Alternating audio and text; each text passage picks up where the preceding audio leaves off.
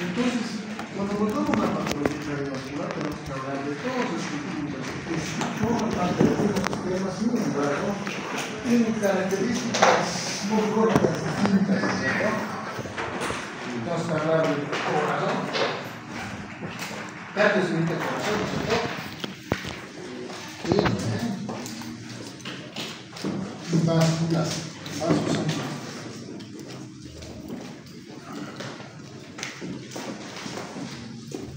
¿Qué características tiene el corazón? A ver, desde sus características anatómicas. ¿Cómo se encuentra por favor el corazón? 4 cavidades. Ya, es un órgano muscular, ¿cierto? Un órgano muscular. Es un músculo. Y tenemos, ustedes me han dicho que se ve bien.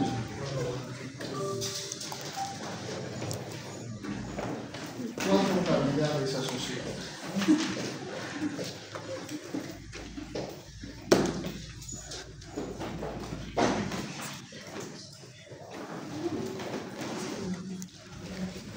¿Cuáles son las cavidades del corazón? 2 ventrículos y 2 aurículos. Aquí tenemos los ventrículos y los aurículos. Entre los aurículos y los ventrículos, ¿qué tenemos? Válvulas auriculo-ventriculares. Aquí están las válvulas auriculo-ventriculares. Estas válvulas auriculo-ventriculares tienen dos tipos, ¿no es cierto?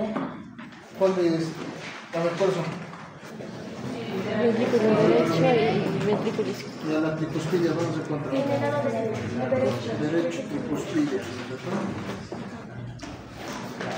Izquierdo, mitral. Después Las válvulas tenemos aquí la aurícula derecha, la aurícula izquierda, la ventrícula derecha, la ventrícula izquierda. Ya. ¿Qué válvulas más tenemos? Las válvulas semilunares son también denominadas sinoviales. Muy bien. Las válvulas semilunares.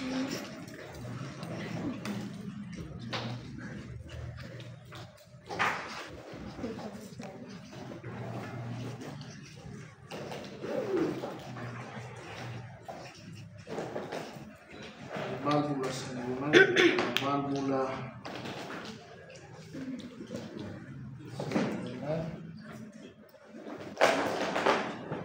Esta válvula semilunar, la que se conecta con el ventrículo derecho, ¿cómo se llama esta válvula? ¿Ah? Muy bien, pulmonar.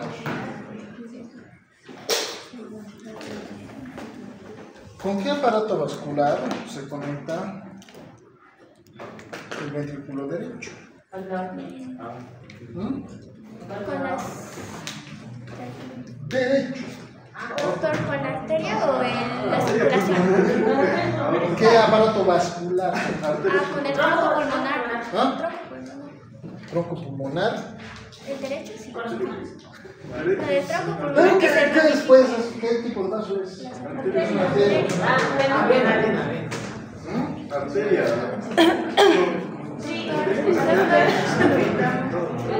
¿Qué es arteria o vena? Doctor, el tronco pulmonar es una arteria la cual se ramifica en las arterias pulmonares. Se conecta con el aparato arterial pulmonar.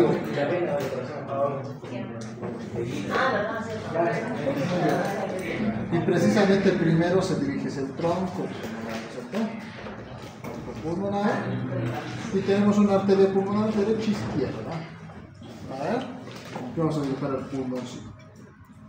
Arteria pulmonar.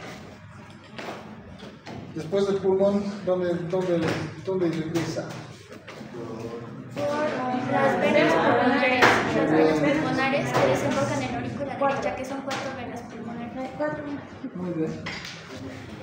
No se van a olvidar, la única arteria de todo el organismo que va a transportar sangre desoxigenada va a ser la arteria pulmonar.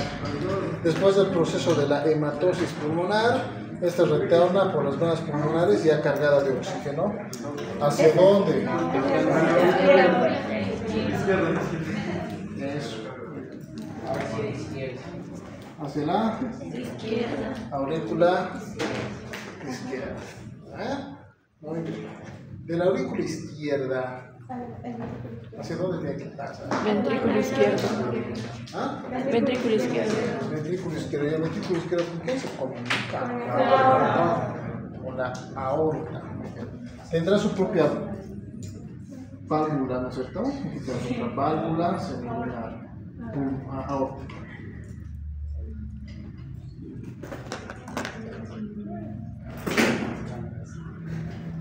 Y esta se va a comunicar con un gran vaso sanguíneo. Perdón por el dibujo, estoy haciendo más que todo la estructura funcional. Sé que esta se dirige mucho más hacia eso. Son los objetivos. Aquí está su valvulita.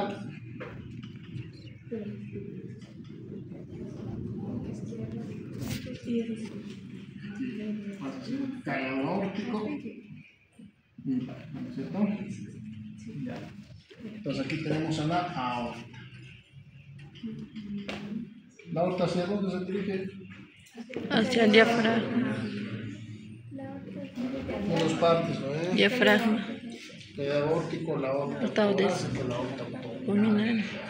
Y de ahí se va segmentando en múltiples estructuras vasculares. Se dirige hacia el riñón, se dirige hacia la circulación mesentérica, la circulación ilíaca, vasos sanguíneos más alejados. Después esta se va a determinar una anastomosis funcional, ¿no es cierto? De la capilaridad sistémica y retorna hacia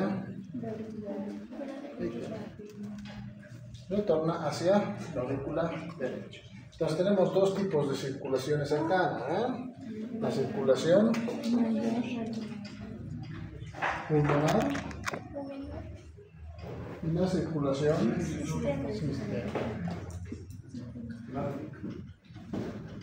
Bien.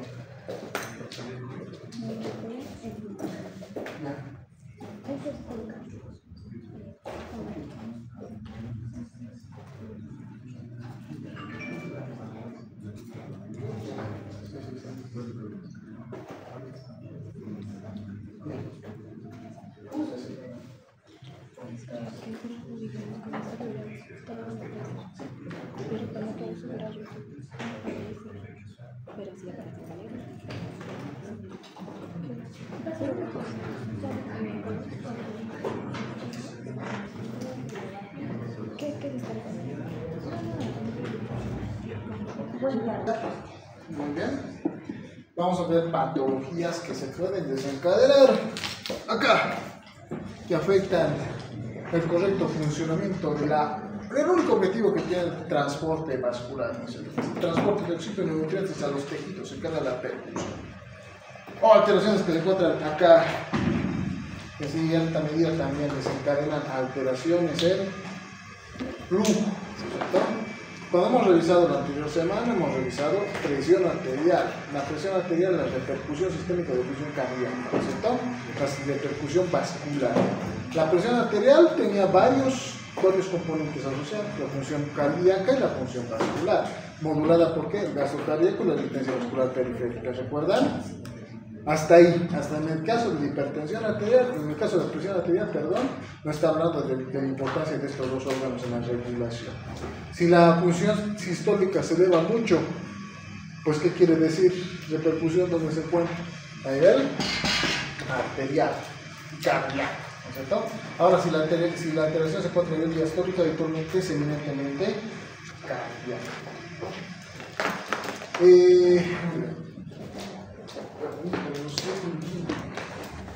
Vamos a hacer una comparativa.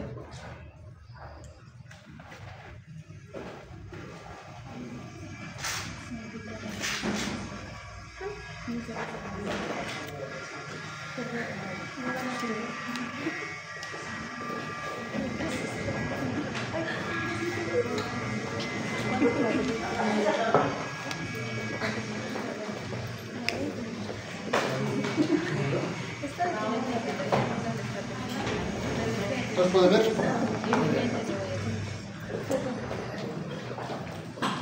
Vamos a asociarlo a la primera parte que vamos a realizar en la clase. Ahí está nuestro en la anterior clase hemos revisado alteraciones asociadas a la obesidad, de hiperlipidemia, la hipertriglicemia, cambios molar intravasculares. En su caso clínico, de hecho, trataba de eso, ¿recuerdan? Los cambios que se desencadenaban por la hiperosmolalidad vascular dependiendo de la hiperglicemia, la hipertrigliceridemia, etc. Esto asociado aquí a la resistencia a la insulina. ¿Por qué se produce la resistencia a la insulina? Porque no se desencadena la captación del receptor GLUT4 de la insulina a nivel citoplasmático, ¿no es cierto? Había muchas explicaciones plausibles, ¿no es cierto? Desde que la molécula unida a proteínas no permite el paso, no permite el reconocimiento a nivel del receptor, hasta que estos tienden a replegarse dentro del citoplasma, haciendo que no exista una correcta regulación o relación de la molécula con su receptor. ¿Cierto? Esto desencadena alteraciones endoteliales, ¿cierto? Alteraciones que van a mediar la hiperinsulinemia. La hiperinsulinemia ya recordarán, produce intolerancia a la glucosa. ¿Cierto? La glucosa no puede ingresar si no tiene su receptor, la llavecita está cerrada, entonces no puede ingresar al interior de las células, ¿cierto? Lo cual desencadena hiperosmolalidad y a la larga una alteración vascular, ¿cierto? La aterogenia, vamos a ver a continuación cómo está asociada a esto. Básicamente lo que vamos a estudiar es esta parte, lo que nos ha faltado. Esto nos hemos revisado, las características de cada una de ellas. Ahora vamos a revisar este cuadro. Esa partecita. Vamos a cerrar la presentación. Eso es lo que vamos a revisar. Pues que se altera la función cardiovascular por el trastorno producido por la hiperosmolaridad y una lesión constante del vaso sanguíneo. Bien, importante. La cardiopatía, cambio, corazón, patos, enfermedad, las enfermedades del corazón tienen múltiples etiologías asociadas. ¿Bien? Las causas van desde el fallo de la bomba, una disfunción sístolo-diastólica o diastólica sola, una obstrucción del flujo, ¿cierto? Lo cual desencadena la hipertensión arterial sistémica de característica sistólica, ¿cierto? La regurgitación del flujo también se encuentra asociada. Este tipo de trastornos habitualmente se desencadena por alteraciones morfológicas como comunicación interauricular entre las cavidades interauricular, interventricular, la presencia de fistulizaciones a nivel de los grandes vasos, ¿no? Cortocircuito del flujo. Este habitualmente está producido por trastornos obstructivos que hacen que se desencadene reflujo hacia cavidades posteriores. Trastornos de conducción también se encuentran asociados y la ruptura de la pared cardíaca de grandes vasos. A preguntas hasta acá. ¿No han entendido todo? No, ya. Explicaremos. Ya está claro. Y en esa primera se la van a perder. ¿Por qué tan serio? Características del proceso de la regulación vascular.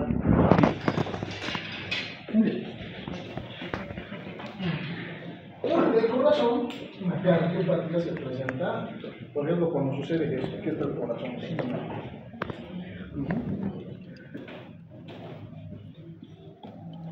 El corazón, ¿con quién se tiene que comunicar? Ya hemos visto, ¿no es cierto? Se comunica con la aorta y se comunica con la arteria pulmonar. Ya. Un trastorno sístolo-diastólico, un fallo de la bomba, se desencadena habitualmente cuando hay algún trastorno a este nivel. aquí se produce el fallo de la bomba. ¿Qué creen que sea esto lo que he dibujado alrededor? Fibrosis. Ventrículo, ¿cierto? Aquí está. El crecimiento ventricular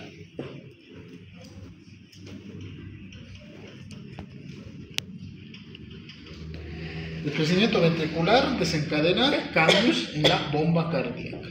¿Ven? Cualquier alteración que se desencadene en esta zona, ya sea un proceso hipertrófico,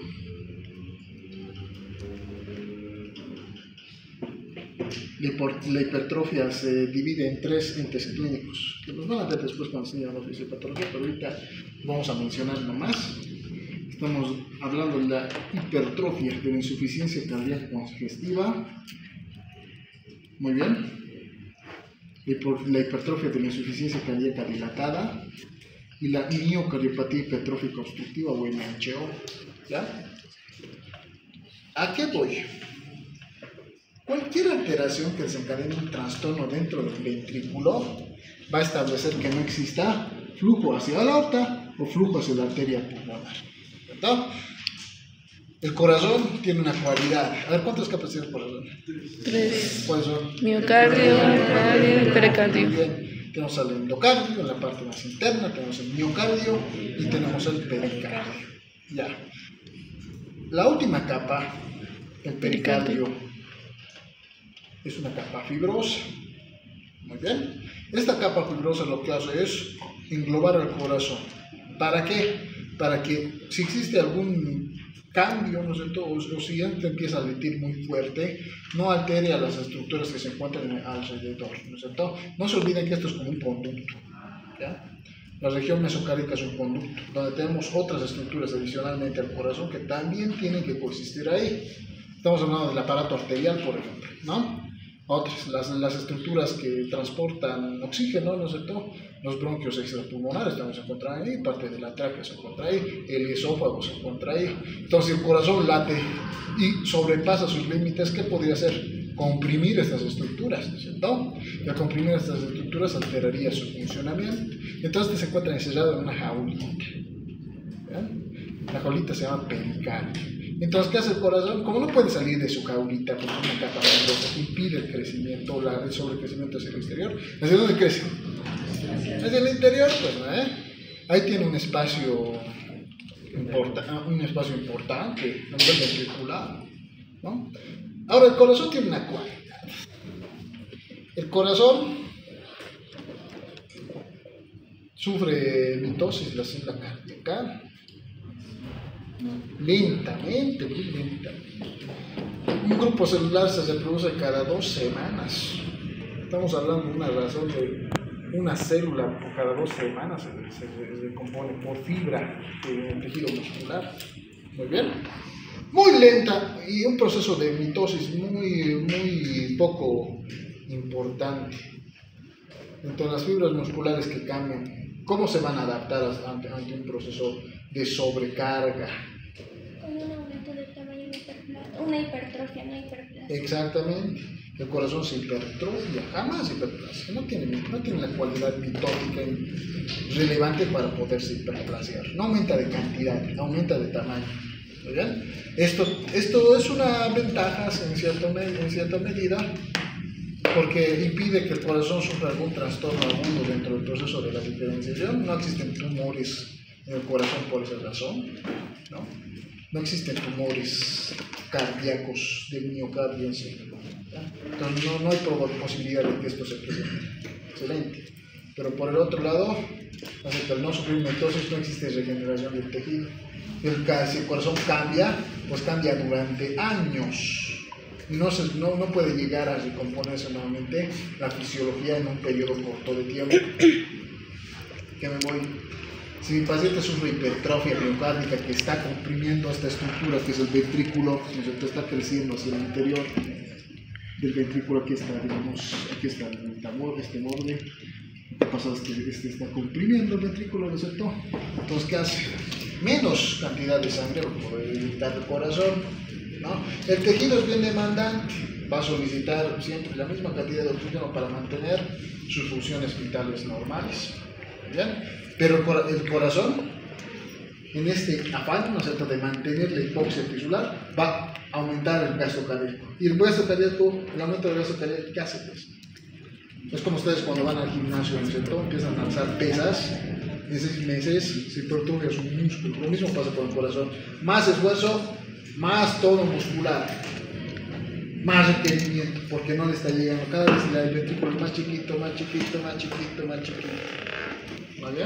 Aquí hay una clasificación importante que ha establecido la American Heart Association, ¿no?, que son las características de la enfermedad de la insuficiencia cardíaca congestiva, ¿no? La han clasificado en 4 estadios. Muy bien. Por ejemplo, una persona normal con insuficiencia cardíaca grado 1, básicamente está basada en la resistencia, ¿no es cierto? A ver, a ustedes si les digo que empiecen a correr desde la planta baja hasta el piso 6, ¿van a llegar fatigados? Sí, ¿no? Eso es una disnea, o sea, van a llegar ahí como si les faltara el aire, ¿no es cierto? Van a tener una disnea a grandes esfuerzos, porque han hecho un gran esfuerzo pasar corriendo todos los 6 pisos en la universidad. Peor aún si les digo que vengan desde la plaza de estudiantes, ¿no es cierto?, hasta el piso 6. Entonces es un gran esfuerzo, es normal que aumente la fatiga y que cuando lleguen tengan disnea. ¿Bien? Como esto se encuentra alterado, cuando un paciente tiene un estadio 2, que es disnea en moderados esfuerzos, es decir, que va a llegar hasta la mitad, hasta el piso 3. El piso 3 está completamente fatigado, cansado, disneico. ¿Bien? Un grado 3 es disnea a pequeños esfuerzos, como es esto. Ni siquiera ha subido un piso, ¿no? Ha subido unas 6 graditas y empieza a tener insuficiencia respiratoria. Y el grado más grave, que es el grado 4, es que cuando el paciente, incluso en reposo, está fatigado, está cansado, ¿cierto? Porque la perfusión, el órgano, el tejido periférico siempre va a pedir oxígeno, ¿cierto? Si no pide oxígeno y no tiene oxígeno, ¿qué va a pasar? Se va a morir, va a sufrir un infarto, va a sufrir necrosis, se muere. Entonces el corazón, como es tan bueno, pues trata de mantener la perfusión a expensas de que el propio corazón, en este proceso de aumentar la perfusión, va disminuyendo cada vez el volumen, cada vez más el volumen, cada vez el volumen hasta que es casi imperceptible. Es que el paciente que antes podía subir desde toda la landaeta y 6 hasta el piso 6 y apenas se cansaba, ahora pues da 2 pasitos y está disneico. Esto es importante porque la hipertensión arterial, como hemos visto anteriormente, ¿qué hace? Resistencia vascular periférica, ¿no? Aumenta la resistencia vascular, la hipertensión arterial. La diabetes, ¿qué hace? Aumenta la resistencia vascular periférica. Los trastornos vasculares obstructivos, como la aterosclerosis, ¿qué hace? Aumenta la resistencia vascular periférica. La trombosis aumenta la resistencia vascular periférica. ¿Y el corazón qué hace? Aumenta gasto cardíaco para vencer a la resistencia vascular periférica. El paciente con diabetes, el paciente con hipertensión, a la larga, ¿qué derivativa le va a producir? Insuficiencia cardíaca congestiva. Miren la relevancia, ¿no? La insuficiencia cardíaca dilatada básicamente va a ser por denervación. Muy bien. Hay unas patologías autoinmunes que pueden desencadenar esto. Pérdida de las conexiones simpáticas o pérdida de la intercomunicación de marcapasos cardíacos, puede ser, ¿cierto? La enfermedad de Chagas, por ejemplo, ¿no? Las Chagas pueden producir cardiopatía dilatada por denervación. Muy bien. Hay otros trastornos también, como la amiloidosis, ¿no? Trastornos autoinmunes como y otros más, ¿ya? Y la miocardiopatía hipertrófica obstructiva habitualmente es producida por trastornos vasculares, ¿ya? Oclusivos, que básicamente van a desencadenar reemplazo fibroso. Muy bien. Entonces, ¿está claro esto? ¿Por qué el corazón sufriría por un trastorno de primer grado, ¿no? O sea, todo un trastorno de fallo de la bomba? ¿Ya saben por qué? Es una patología asociada a disfunción ventricular por múltiples etiopatologías. Lo que pasa es que el ventrículo ya no tiene fuerza en la dilatada, o el ventrículo ya no tiene espacio en la insuficiencia cardíaca congestiva, por lo tanto no hay perfusión, el tejido sigue pidiendo y el corazón sigue creciendo, en el caso de la primera. ¿Cierto? El tejido sigue pidiendo, pero como hay una denervación, no puede contraerse en el caso de la segunda. Y en el caso de la tercera, el tejido sigue pidiendo oxígeno, pero el corazón ya no tiene fibras contráctiles, ha crecido mucho por la fibrosis, entonces no puede hacer algo, ¿no es cierto? Primera característica clara.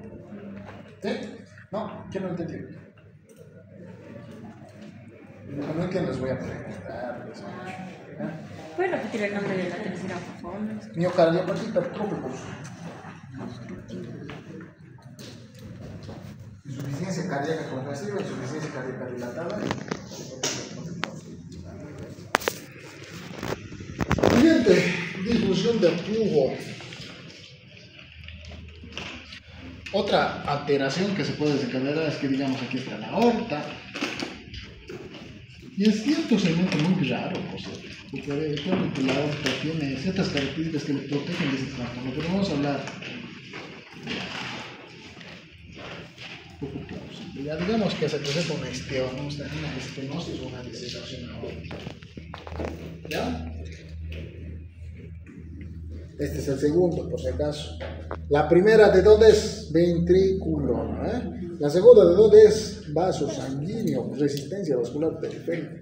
Un trastorno que desencadene un proceso oclusivo, obstructivo. ¿Qué va a hacer? Va a aumentar resistencia vascular periférica. ¿Ya? Y esta resistencia vascular periférica aumentada desencadenará algún cambio en el espacio cardíaco. Sí, porque eventualmente al existir un proceso de coartación aquí existe hipoxia del tejido. Y la hipoxia ya saben cómo se responde, ¿no es cierto? Por medio de las catecolaminas aumentan el gasto cardíaco. Entonces, las cardiopatías pueden estar asociadas a esta también.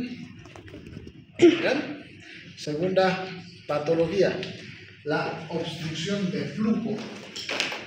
¿Por qué está desencadenada? Por cualquier trastorno que obstaculice el flujo vascular. Esto puede ser causado por estenosis, fibrosis,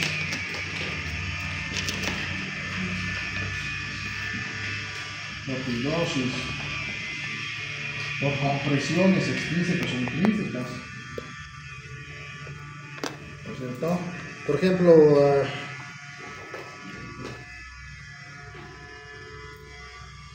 la colocación de férulas, la colocación de instrumentos para evitar hemorragias, ¿no es cierto? Y tumores intrínsecos como procesos tumorales alrededor de los vasos sanguíneos, después éstasis vascular,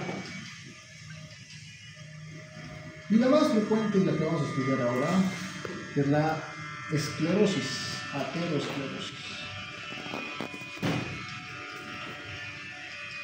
Muy bien. Segunda causa.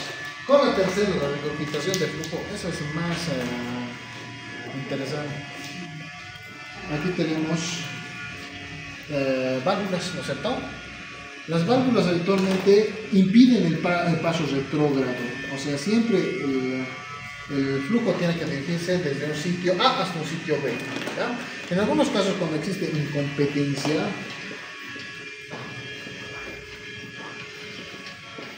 valvular, esto hace que parte del flujo en el proceso de la eyección, por ejemplo, regrese. Eso es una alteración de flujo. La alteración de flujo también produce trastornos asociados a las cardiopatías de tipo isquémico. Cortocircuito de flujo, ¿cómo es esto? Consiste en comunicaciones, por ejemplo, acá. Son auriculares, ventriculares, o comunicaciones acá entre los grandes vasos en un espacio ventricular o auricular, ¿ya? Esos son comunicaciones. Este es el tercero, el cuarto, perdón. Y los trastornos de conducción, esos se han visto ampliamente, ¿no es cierto? Infarto agudo dignitario, por ejemplo. Aquí existe, o cuadros arrítmicos. Aquí está el nodo sinusal, ¿no es cierto? Y aquí están los haces interventriculares, aquí se encuentra el haz de His, subidas de Purkinje alrededor. Los trastornos, bloqueos que se encuentran entre estos, pues evidentemente lo que van a desencadenar son alteraciones de la conducción. Muy bien. Y finalmente tenemos la rotura de pared cardíaca. Esto es más que evidente, ¿no es cierto? Un traumatismo, una patología, no sé, degenerativa de la pared, la existencia de toxinas, por ejemplo, derivadas del jugo gástrico. No son toxinas así, son sustancias lesivas del tejido, ¿no es cierto? O del páncreas, ¿no? Que pueden llegar hasta acá, pueden desencadenar debilidad de la pared, se rompe y por lo tanto existe salida del flujo vascular. Al existir salida del flujo vascular no existe la suficiente cantidad de sangre para ser eyectada hacia el torrente sistema. ¿Ahora entiende cuáles son los tipos más importantes asociados a la cardiopatía? Pregunta. ¿Dónde se encuentra la etiología del fallo de la bomba, de la alteración diastólica?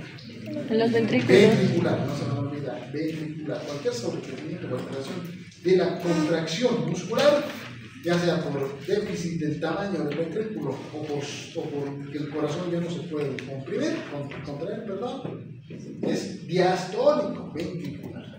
A ver, ¿por qué se produce la alteración de flujo, la alteración sistólica, sistodiastólica? A nivel del segmento de la arteria aorta. ¿Ah? A nivel del segmento de la arteria aorta No, sí. Vasos sanguíneos. Vasos sanguíneos. Cualquier alteración vascular aumenta la resistencia vascular periférica. De hecho, la hiperglicemia es una alteración vascular, nos hemos quedado, ¿no? Produce aumento de la osmolaridad vascular, por lo tanto aumenta la resistencia vascular periférica, es del segundo tipo, ¿no? Esto te puede estar causado por aterosclerosis, fibrosis, tumores intrínsecos, tumores extrínsecos, la presencia de otras alteraciones adicionales como las estenosis, ¿no? ¿Bien?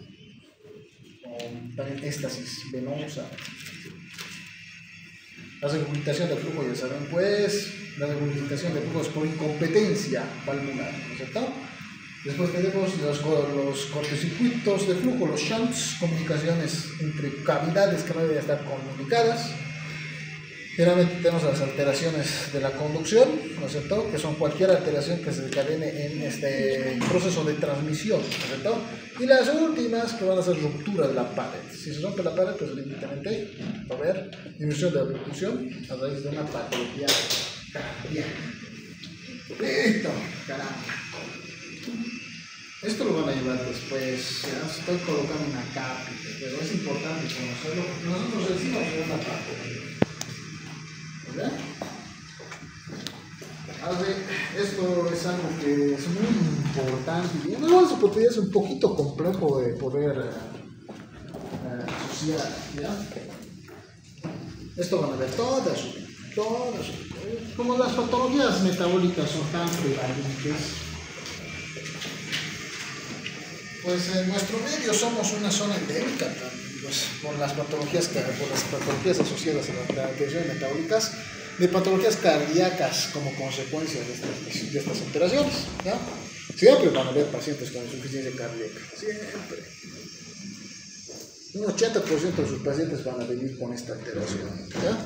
En algunos casos, de hecho, desencadenada por la raíz fisiológica, no olviden que nosotros, como tenemos un hábitat especial, nosotros vivimos a 3.600 metros sobre el nivel del mar, ¿no? Entonces tenemos un cuadro que se denomina eritrocitosis secundaria a la altura. La eritrocitosis secundaria a la altura es un aumento dentro de la relación de los cuerpos formes de los eritrocitos a nivel vascular expresado en el hematocrito, ¿no es cierto? Nosotros tenemos alrededor de un 20% más superior a una persona que vive a nivel de la costa, ¿cierto? ¿Por qué? Porque la presión barométrica de oxígeno en nuestro medio es muy bajita, ¿cierto? Entonces necesitamos más cantidad de eritrocitos para llevar la misma cantidad de oxígeno que requieren nuestros tejidos que una persona que se encuentra a nivel del mar. O sea, necesitamos más sangre. Y al haber más sangre, pues ¿qué hace? Hace que nuestra sangre se vuelva más densa. Y como esta sangre es más densa, pues ¿quién es el que sufre toda la sobrecarga? Corazón, ¿no? La hiperosmolalidad es uno de los trastornos, pero ahora estamos viendo un trastorno celular. La eritrocitosis secundaria de la lectura, ¿qué hace? Hace que nuestra sangre se espesa. Y al ser espesa, ¿quién tiene que hacer fuerza? El corazón. El corazón va a cambiar. Entonces, frecuentemente van a haber trastornos asociados a esto. En la mayoría de los casos es fisiológico. ¿Muy bien? Nosotros tenemos rangos. Tenemos un corazón más grande a nivel del ¿cierto? Y básicamente está expresado en esa calidad 20% de aumento del tamaño cardíaco difusivo, ¿no? Ahora, la disfunción diastólica, ¿de dónde es?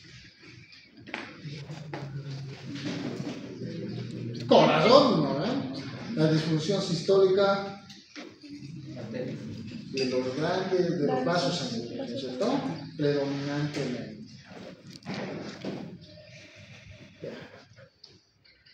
Algo que quiero que aprendan bien. Y se les va a abrir un poquito la mente con eso, una clave les voy a dar.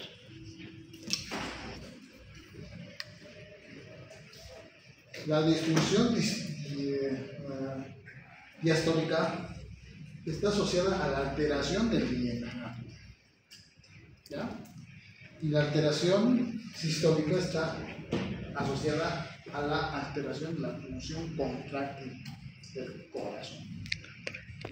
Pero doctor, no nos había dicho exactamente lo contrario. Habíamos hablado de que la sístole es del vaso sanguíneo y la diástole es del corazón, pero aquí está distinta, ¿no es cierto?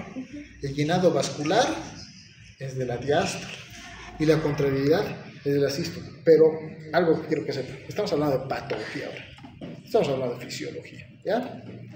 Las alteraciones asociadas son lo contrario. Muy bien, primera clave. Y segunda clave, vean hacia atrás. No literalmente. Vean hacia atrás con respecto a lo que hemos dibujado acá.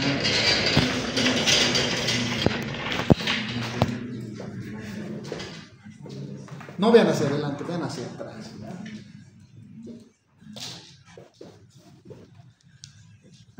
Muy bien. Alteraciones de llenado, alteraciones ventriculares derechas.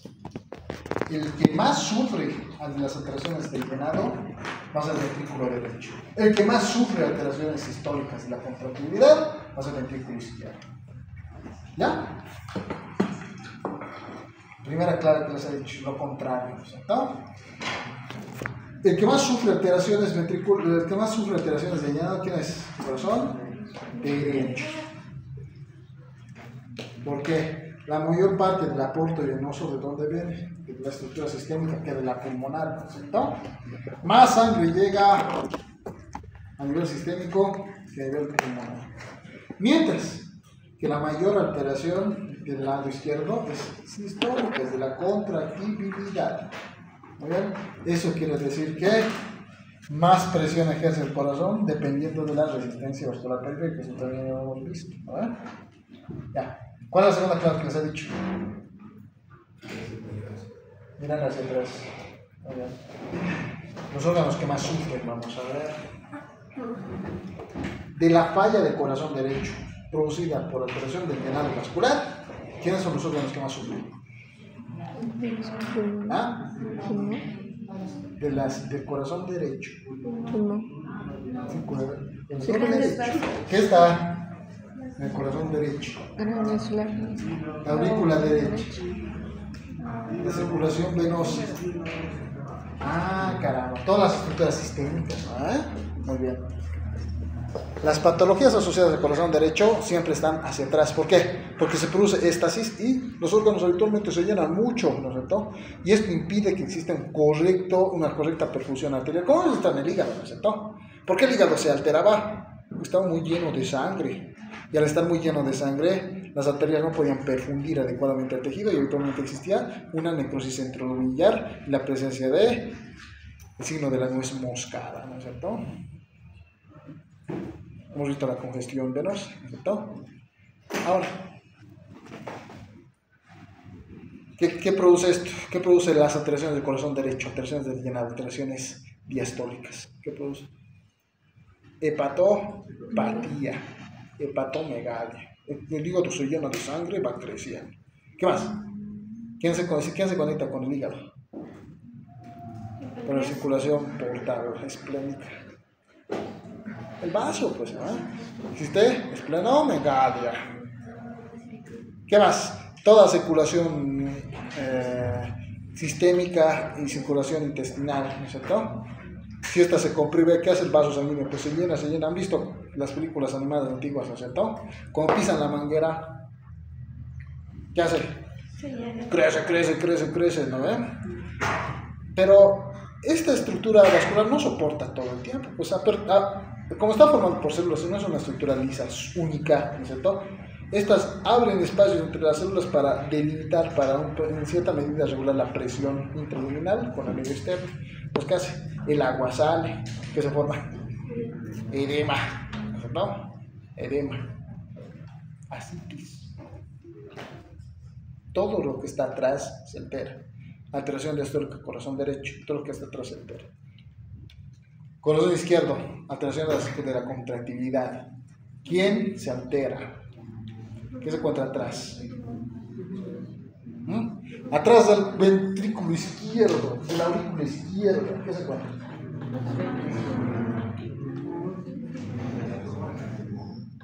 ¿Quién? Pulmones, ¿no? Si hay una alteración pulmonar, ¿qué vamos a ver? Disnea, edema pulmonar, derrame pleural, ¿no es cierto? Una gran cantidad de alteraciones. Ahora, la insuficiencia cardíaca congestiva es una patología asociada a patología ventricular. ¿Ven? Porque es una alteración de la contractibilidad versus el deterioro del volumen. Tarea. Por puntito. ¿Ya? En una hojita aparte de la hacer, ¿ya? No, en su propio álbum. En el álbum de revisar, ¿ya? Criterios de Framingham van a buscar. Así se escribe.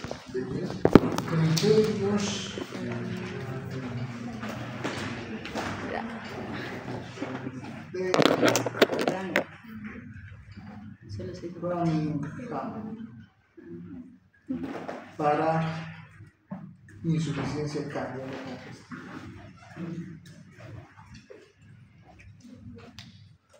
Para que no se lo olvide, esto es pregunta de examen, pero no solamente de examen, es un examen de grado, se los juro. Si tiene un paciente con diabetes y que tiene alteración cardiovascular, lo primero que va a preguntar el tribunal es: ¿cuáles son los criterios de Framingham para insuficiencia cardíaca congestiva? Son criterios mayores y criterios menores, ¿ya? Y todos, al ser asociados a patología cardíaca, a patología cardiovascular, están asociados a trastorno pulmonar, los criterios mayores por lo menos. Muy bien. Ahora, la etiología de estos son varias. Pregunta del examen también. ¿Cuál es la causa, la principal causa de disfunción diastólica o disfunción del corazón derecho? La primera causa es hipertrofia ventricular izquierda. Para que exista una alteración del lado derecho, primero tiene que haber también una alteración del lado izquierdo. ¿Bien? Pregunta del examen. El fallo ventricular derecho, ¿cuál es la principal causa? Que el corazón izquierdo esté mal. ¿Muy bien? Aquí hay otros trastornos asociados. Hay fibrosis miocárdica, depósito de amiloide, pericarditis, todos relacionados con el corazón. Aquí sí estamos viendo lo que identificado, ¿cierto? Las alteraciones de la pared cardíaca, las alteraciones de la pared desencadenan alteraciones del volumen de llenado. Y esto va a desencadenar alteraciones ventriculares derechas. Ahora, las causas de la alteración de la función contráctil y de la función sistólica. Dos causas vasculares. Hay una asociada aquí a una alteración muy aguda del corazón, ¿cierto? Con la isquemia miocárdica. Cuando el corazón se mueve, pues ¿qué alteraciones vamos a ver? Alteraciones disneitas. El corazón no puede transportar la sangre a nivel aórtico, entonces se queda aquí congestionado. ¿Y qué pasa con el pulmón? Se llena de agua, ¿verdad? Entonces, ¿quiénes eran los que se encontraban en el caso del supradesnivel de Secterio? A nivel pulmonar, ¿qué tiene su paciente? Edema pulmonar disnea, ¿verdad? ¿Por qué se presentaba esto? Porque ¿a quién afecta cuando el corazón no puede el pulmón se llena. Como no puede transportar la sangre del ventrículo hacia la aorta, pues va retrógrado, va por transporte retrógrado hacia la aurícula izquierda y hacia el pulmón. Y el pulmón se congestiona, se llena de sangre y la presión intraluminal hace que el agua se dirige hacia el espacio alveolar y con el sistema pulmonar. Y la hipertensión arterial, esto es más que obvio, ¿no es cierto? Las alteraciones desencadenadas por alteraciones vasculares producen alteraciones del ventrículo izquierdo. El ventrículo derecho, las alteraciones, ¿por qué son causadas? ¿El corazón derecho cuál es la principal causa? Disfunción. Disfunción del lado izquierdo. Después está alteraciones con fibrosis, amiloidosis y pericarditis. Y por otro lado, las alteraciones ventriculares sistólicas, del ventrículo izquierdo, del corazón izquierdo, ¿por qué están causadas? Porque existe una alteración de la pared miocárdica que impide el transporte, que se contraiga, o existe una obstrucción, o hiperosmolaridad, o hipertensión, o algo. ¿Está claro? ¿Sí? Bonita, ¿no? Esto es medicina pura y dura. Sí, es la medicina. Esto les permite a ustedes ver, ¿no es cierto?, analizar todo en base a la fisiología que han visto previamente el semestre pasado. Ya. Hasta acá preguntas. Doctor, tengo una pregunta. En caso de un bebé que pueda tener síndrome de agujero mortal en el corazón, ¿cómo sería su... O sea, ¿en qué estado estaría? ¿De flujo? ¿De flujo? Es por un shunt. No va a producir alteraciones orgánicas. El corazón actualmente no va, como no hay alteración del transporte interluminal, realmente no cambia. ¿Ya? Lo que sí va a tener es que el pacientito todo el tiempo va a estar cianótico. ¿Por qué? Porque poca sangre le llega hacia el tejido periférico. En algunos casos, incluso taquicardia puede desencadenar, pero hasta que se cierra ese ciclo. La existencia de un soplo con una comunicación se tiene que dar de manera farmacológica por medio de la implementación de las terceras planeas y posteriormente por medio quirúrgico. No se puede dejar mucho tiempo porque el paciente pues eventualmente va a sufrir una descompensación mental. Yo no sé si, por ejemplo, si es que el bebé claro tiene su no sé si no tiene la cianosis, simplemente es cuando en el caso de eso es al esfuerzo. O sea, se esfuerza mucho, se descompensa, quiere desmayar. Es porque no llega sangre oxigenada hacia la circulación, hacia la perfusión cerebral. No llega oxígeno hasta ahí, por este hecho. A pesar de que el corazón está funcionando bien, la comunicación que impide, que hace que exista transporte de los dos sitios. Entonces, sangre oxigenada pasa hacia el pulmón, entonces no se llena de oxígeno, y por otro lado, sangre desoxigenada pasa hacia el ventrículo izquierdo, hacia el corazón izquierdo, y por lo tanto, ¿qué hace? Es un cortocircuito de flujo, ¿no es cierto? pero no es algo absoluto. Esto depende de cuántos huesos el paciente. Algunas comunicaciones son tan grandes, los pacientitos en salas de pediatría te los van a ver, ¿no es cierto? Están incluso fatigados y cianóticos, incluso cuando están moviendo, ¿verdad? Por eso. Doctor, ¿y en qué situación se produce una angina del corazón? ¿A qué Angina se del debe? corazón. Vamos a ver después. La aterosclerosis es la principal causa, pero hay otras más, ¿ya?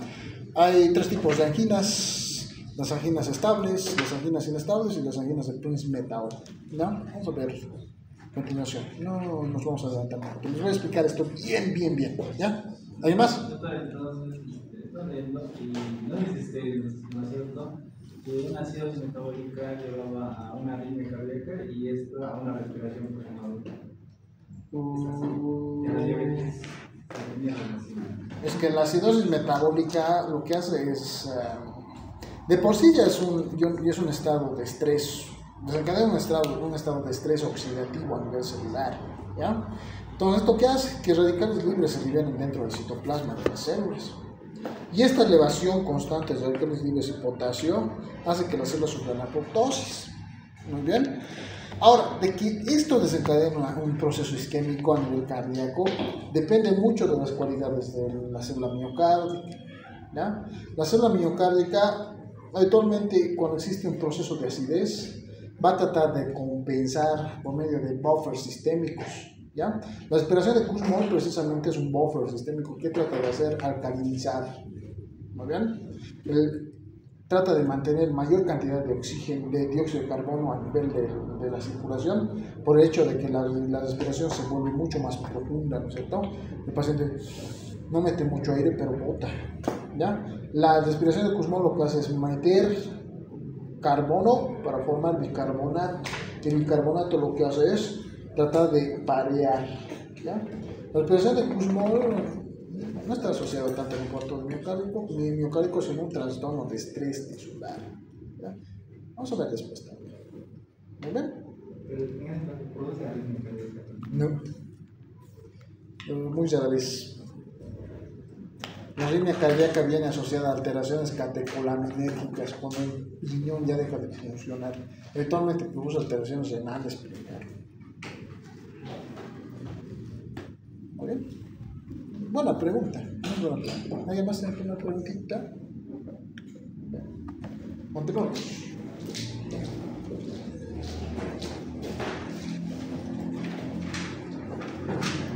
Caramba, esto es lo que estábamos mencionando, ¿cierto? La patología del corazón derecho es siempre de atrás, entonces, pero va a tener un nombre. Se llama retrógrada porque afecta habitualmente todos los órganos que se encuentran hacia atrás. Y en el caso del corazón se va a llamar anterógrada, porque la función del corazón que es transportar oxígeno hacia el tejido, ¿cierto? Pero no se van a olvidar, las repercusiones siempre van a ser hacia atrás, ¿no? Lo que va a repercutir en el caso cardíaco de este lado, el corazón cuando está en hipertensión casi aumenta su miotropismo y su cronotropismo, ¿no? Y por otro lado va a haber que congestión venosa, las características más importantes. Ahora vamos a complementar aún más.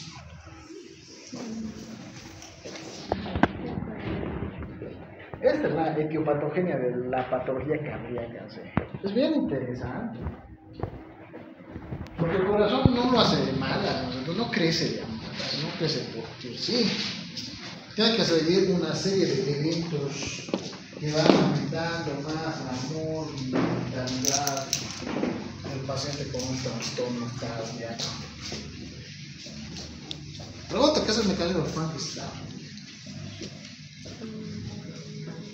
¿Qué expresa el mecanismo de Frankenstein? Ambición.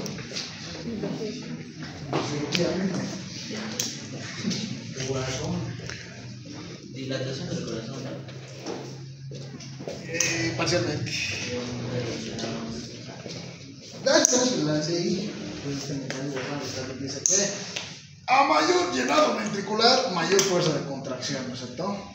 Si el corazón se llena mucho, pues hace que el corazón también se contraiga con mayor intensidad y con mayor fuerza, ¿no? Esto es un mecanismo fisiológico. cuando ustedes, el ejemplo que siempre les pongo, vienen desde la Lambereta hasta acá, ¿no? 5 minutitos tienen para llegar de ahí hasta acá, porque si no les voy a colocar pato. Llegan hasta acá, ¿qué hacen? Se produce vasoconstricción tisular. Hacia el músculo se dirige más perfusión. Entonces, la circulación también desencadena que más cantidad de sangre llegue hacia el corazón. Y el corazón, ¿qué hace? Se hincha mucho y se contrae con fuerza. Cuando llegan acá, ¿qué sienten? Pues su corazón, se tocan el corazón y ¿qué sienten? Palpitaciones, ¿no? Su corazón lo perciben así. De hecho, hasta sus compañeros están escuchando su corazón, ¿no? Eso es básicamente lo que se produce de manera fisiológica. ¿A quién no le ha pasado? Nosotros no podemos decir que estamos enfermos. Después de correr 5 kilómetros, nuestro corazón eventualmente va a sufrir ese trastorno, va a sufrir palpitaciones, ¿no? Es normal, o me digan que no. Todos los que tienen corazón algunos lo han sentido, ¿no? Cuando se asustan mucho, estamos en el periodo de exámenes y llegan las notas, ¿no? Entonces ya les digo, ya están las notas de anatomía patológica y van a ver ahí si tienen vacaciones o no. En su corazón está, ¿no? Es algo normal, ¿o no? Dirán que no. El mecanismo de Frankenstein es algo normal y se activa en el corazón de manera asociada a perfusión. Si el músculo necesita mucha perfusión, se desencadena vasoconstricción. Vasoconstricción aumenta el flujo y el retorno de la sangre desoxigenada hacia el corazón. El corazón entonces late con fuerza. Se dilata mucho y se contrae con fuerza, ¿vale? Eso es funcional. ¡Caramba! ¡No funciona! Sigue habiendo hipoxia tisular. El tejido sigue pidiendo oxígeno. ¿Qué va a pasar entonces? Tiene un ayudante el corazón, se llama riñón. ¿No? El riñón pone y efectúa la regulación de algo que se llama el sistema neurohormonal. El sistema renina-angiotensina. Las catecolaminas también se elevan. Todas las catecolaminas de la médula suprarrenal también se elevan. La adrenalina y la noradrenalina. La adrenalina y la noradrenalina tienen efectos inotrópicos, cronotrópicos positivos, no van a olvidar. Aumentan la frecuencia cardíaca, aumentan el tono cardíaco. ¿Y qué hace el sistema renina-angiotensina aldosterona? Regula la presión arterial. ¿Cómo? Mediante la... Eso. Sí. Angiotensina vasoconstricción. ¿Y qué hace la aldosterona? Va a mandar al cortisol. Absorción tubular de sodio. En un túbulo contorneado distal. ¿Pero qué hace? Como jala sodio, ¿qué hace también? Mete agua, aumenta bulimia. Y aumenta bulimia, ¿qué hace? Aumenta presión arterial. ¿Por qué? Porque más volumen llega hacia el corazón, más activa el sistema de Frankenstein. Así el organismo, por lo menos, esto ya estamos hablando de así por lo menos el organismo trata de mantener perfusión del tejido, porque el tejido sigue pidiendo ayuda, ¿no es cierto? Ahí se regula. Pero el paciente eventualmente continúa con ciclos de activación renal, sistemas de renina-angiotensina, aldosterona.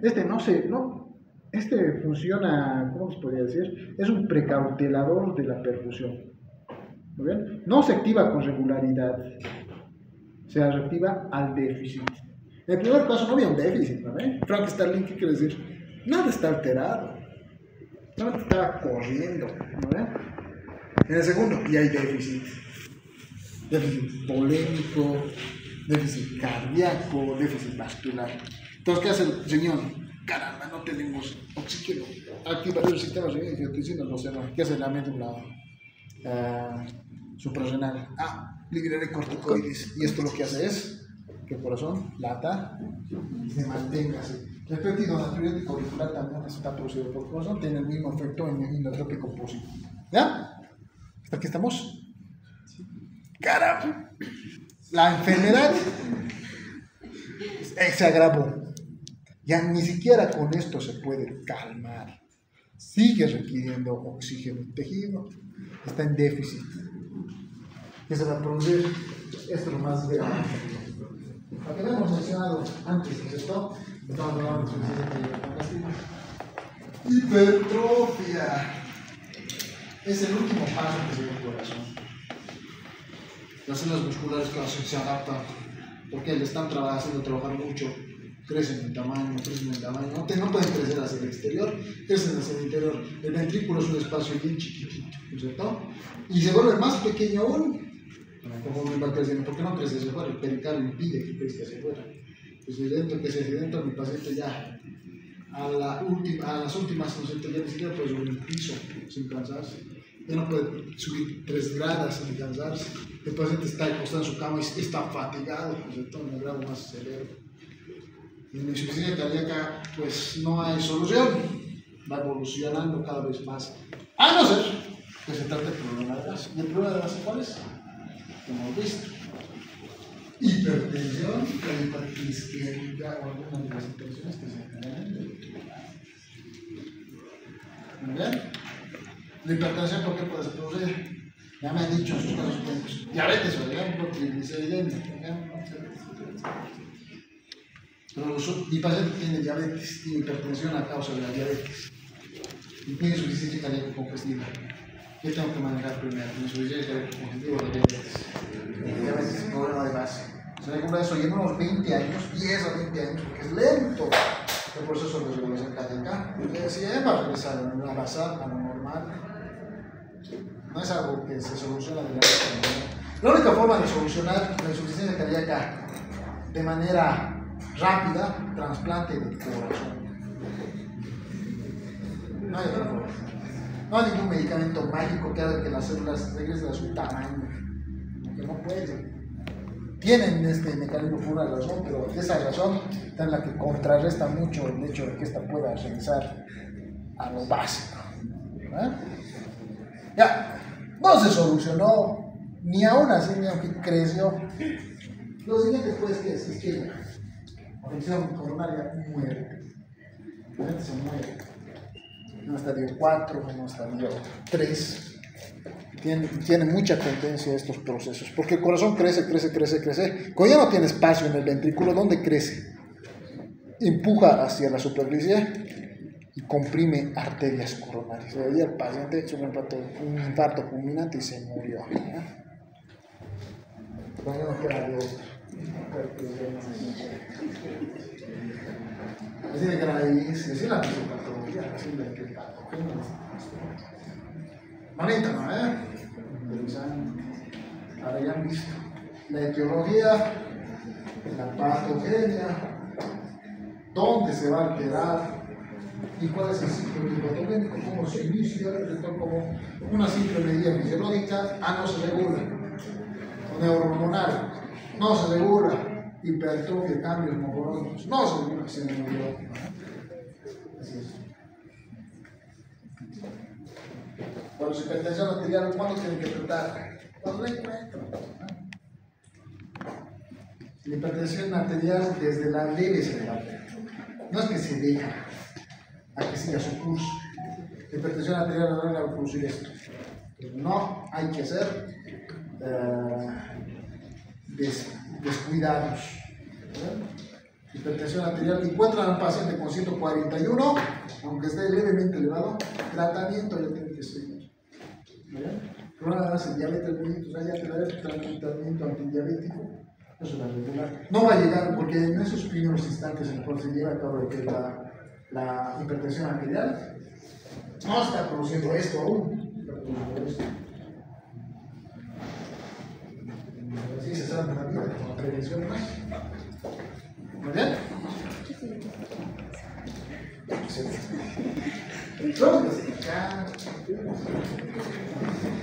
Porque el corazón es muy interesante.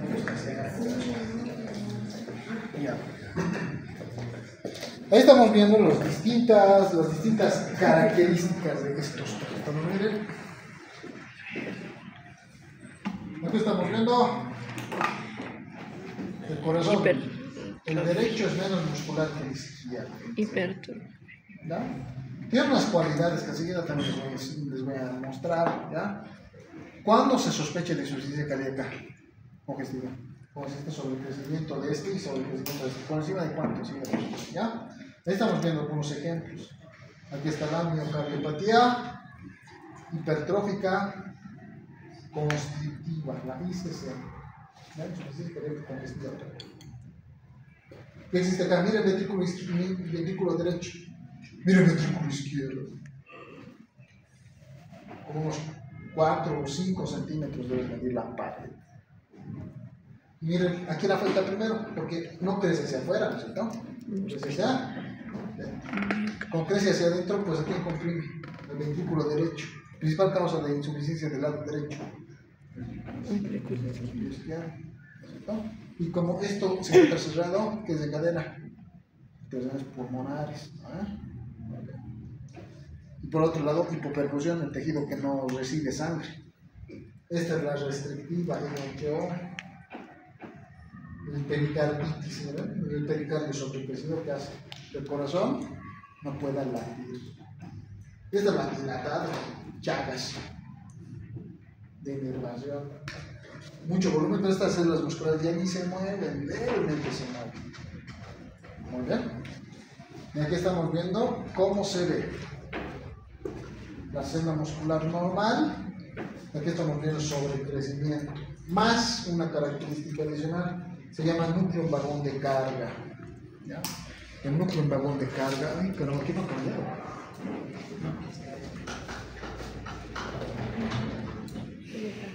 El núcleo en vagón de carga se caracteriza por hipercromatismo. ¿Ven? Y una zona de eucromatismo, parece un cañoncito cargado. ¿Ven? Aquí está eucromático y en la parte periférica, un lado heterocromático.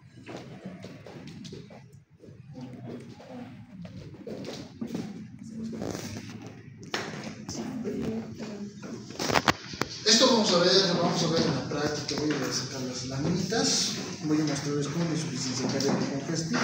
La insuficiencia cardíaca viene además asociada a alteraciones de la lesión, un proceso lesivo tisular, un proceso adaptativo. ¿Cuáles son las características adaptativas de una lesión tisular? A ver, anatomía patológica, ¿sí? Pero se me está.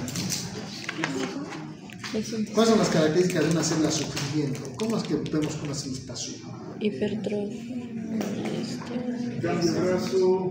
Cambio de graso, ya uno. ¿Qué más?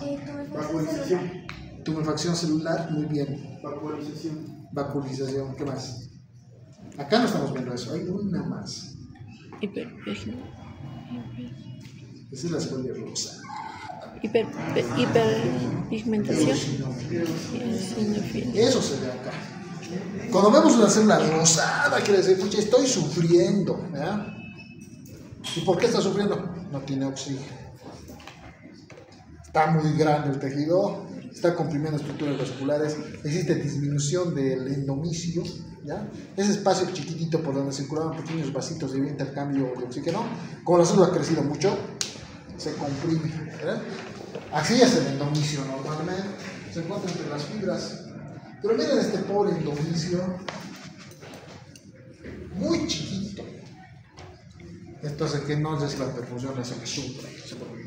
Tiene una carga y crece. Por encima de unos 75 microcentímetros. Suben por lo menos latitudinal. ¿Ya? Eso, como les dije, vamos a ver. Corazón izquierdo. Patología sistólica. Alteraciones de la contractibilidad. La etiología ya sabemos. Cardiopatía isquémica, hipertensión arterial sistémica. ¿Cuál es la clínica de este paciente que tiene alteraciones del lado izquierdo? Vean hacia atrás. Pulmones, ¿no? Miren, que tiene paciente apnea, tos, ortopnea, disnea paroxística nocturna. La ortopnea son periodos en los cuales el paciente respira rápidamente y luego empieza el ciclo respiratorio, ¿ya? Como si se fatigara de la nada y luego vuelve a lo normal. La disnea paroxística nocturna es que el paciente despierta porque se ahoga. Muy bien. De hecho, el paciente inclusive que tiene este trastorno a nivel cardíaco, para evitar, tiene una característica interesante esto. ¿Por qué se produce el corazón, la alteración del corazón? Uno de los trastornos asociados al aumento del tamaño del corazón. ¿Por qué es? Por aumento de resistencia vascular periférica, ¿no es cierto? ¿Cómo se activa el mecanismo de Frank Starling? Más volumen, más fuerza del corazón. Y los pacientes les van a preguntar, cuando están en rote, van a ver los pacientes con insuficiencia cardíaca. Van a verlos que sacan sus piecitos hacia afuera, al borde de la cama.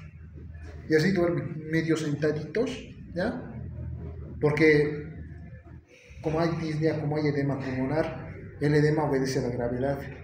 Si el paciente está acostado en 90 grados, todos los pulmones se llenan de agua y el paciente despierta sin poder respirar.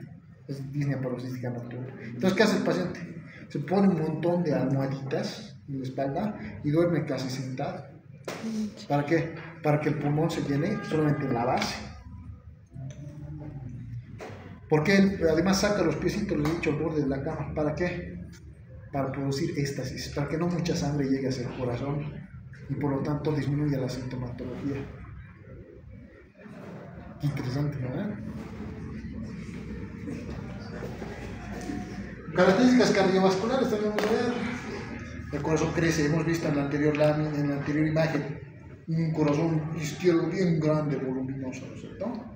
Pero esto empuja pues a todas las estructuras cardíacas, es un corazón que casi no late, ¿no es cierto? Se ve grande nomás. Cardiomegalia, taquicardia se puede percibir, ¿no es cierto? Taquicardia por encima de 100. Tercer ruido cardíaco. ¿Por qué tercer ruido cardíaco? ¿Qué es el tercer ruido cardíaco? ¿Es fisiológico el tercer ruido? Sí. Sí y no. Sí y no. Puede ser normal en algunos pacientes. En pacientes muy flacos es normal. Los niños es normal. ¿Qué significa el S3? S1 que es sístole. S2 que es diástole. Es S3. Es el ruido, sound 3. Eso quiere decir S, sonido 3. Es desdoblamiento auricular. ¿Ya? Es cuando la aurícula se sobrellena y hace un ruido adicional. Por eso se ven niños y flacos. Se puede percibir eso. Y es patológico cuando aquí está la causa. Congestión cardíaca. El S4, por ejemplo, siempre es patológico, ¿no? Siempre es patológico, también es importante. Hay un cuarto ruido adicional que es patológico, siempre. En este caso no es patológico, perdón, es patológico. Si escuchan ruido 3 en un paciente con insuficiencia cardíaca, con cardiomegalia, con disnea paroxística nocturna, con estentosis crepitantes pulmonares, pues no van a decir, ay caramba, está flaco, no, porque su paciente probablemente va a pesar unos 100 kilos, ¿no? No es normal que se vea eso, que se escuche eso. Congestión está haciendo que la aurícula se encuentra completamente dilatada y se flapping. Se llena la aurícula por completo hacia el exterior y no puede llevar todo hacia el ventrículo, porque el ventrículo está lleno. Entonces se llena por completo. ¿Y qué hace? Recircula hacia el exterior. Eso es flapping, una aleteo auricular. Muy bien. Ahora, un poquito, hablando de lo que va a causar. Lo primero que causa insuficiencia mitral. ¿Por qué insuficiencia mitral? Este espacio está muy lleno porque el corazón ha crecido mucho. Si hay sangre que está yendo hacia ese sitio, la aurícula va a empujarla, pero no es suficiente la presión. La presión de acá es muy fuerte. ¿Qué hace? Entra y vuelve a salir la sangre. Entra y vuelve a salir. Eso es que es la insuficiencia mitral. No tiene la cualidad de cerrarse, se encuentra completamente incluido y la presión hace que no exista recirculación acá. Habitualmente el volumen telesistólico se encuentra casi ocupado por completo este espacio. La aurícula entonces ¿qué va a hacer? Va a sufrir fibrilación. El corazón está tratando de empujar, mientras la aurícula aumenta su frecuencia, aumenta la frecuencia cardíaca a nivel auricular. ¿Esto qué va a producir? Éxtasis. Se llena. El volumen, entonces, predispone a la presencia de trombos. La insuficiencia cardíaca es un agente predominante en la presencia de trombosis vascular. Además, Como la sangre no está pudiendo pasar, o sale muy poquita sangre de acá, ¿cómo van a estar los otros órganos? Pues hipoperfundidos, isquémicos. Vamos a ver, hipoperfusión cerebral. Paciente, me estás hablando un ratito, y es frecuente esto. Un paciente obeso con insuficiencia cardíaca congestiva, ¿no es cierto? Le hablas un ratito, le hablas, hola señor, ¿cómo se encuentra? Estoy muy bien. Te hablo un ratito, 2 minutitos después, dormido está. ¿Por qué? No está llegando sangre hacia el cerebro, ¿no? Entonces, al disminuir la presencia de la perfusión cerebral, el paciente sufre letargo, todo el tiempo está cansado, ¿no? Muy bien. Esta reducción del volumen sistólico, el riñón va a tratar de efectuar una regulación, ¿cierto? Hemos visto que la activación del sistema renina, angiotensina y aldosterona se va a activar, pero es contraproducente. Más volumen, más se va a sobrecargar, el corazón más va a sufrir. Y además, el hecho de que el tejido renal ya no reciba perfusión va a hacer que el riñón sufra también insuficiencia. Si el corazón sufre, el riñón también sufre. Y si el riñón sufre, se inactiva su función de eliminación de los nitritos metabólicos, el paciente empieza a tener uremia. No se elimina la urea y se produce toxicidad. Entonces vamos bien completo.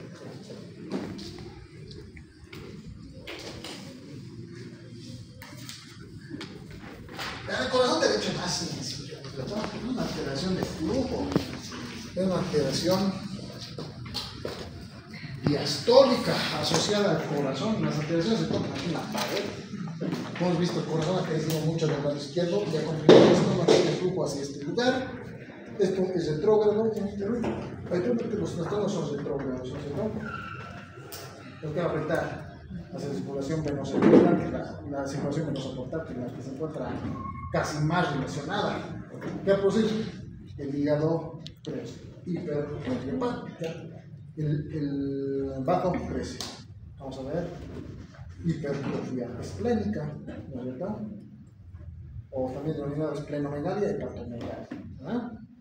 Además, como hay mucho llenado, ¿no es cierto?, va a desencadenar edema periférico, que se puede decir que puede alterar en especial algunos organitos.